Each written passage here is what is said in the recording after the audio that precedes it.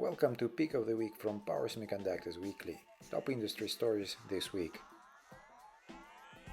Coherent unveiled the next generation 300mm silicon carbide platform to meet AI data center power density and thermal demands, extending its 200mm base.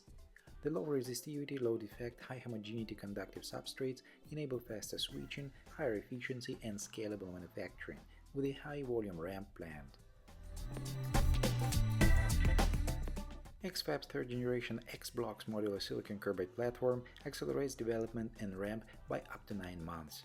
The optimized planar silicon carbide MOSFET flow cuts cell pitch, improves RDS(on), and yields around 30% more dies per wafer, targeting automotive, industrial, energy, and data center markets while reducing risk and engineering effort. Wolfspeed received almost $700 million in cash tax refunds, as a part of $1 billion expected.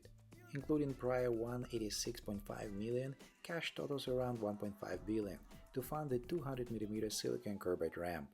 About $192 million will repay the $175 million debt, with the remaining for general purposes, strengthening a vertically integrated, US-based silicon carbide supply chain across electrification markets.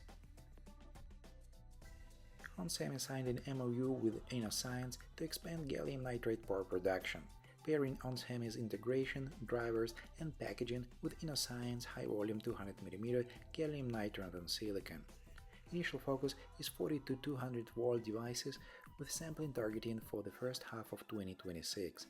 The partnership aims at industrial, automotive, telecom, consumer, and AI data centers, scaling cost-effective gallium nitride in a market projected to reach $2.9 billion by 2030.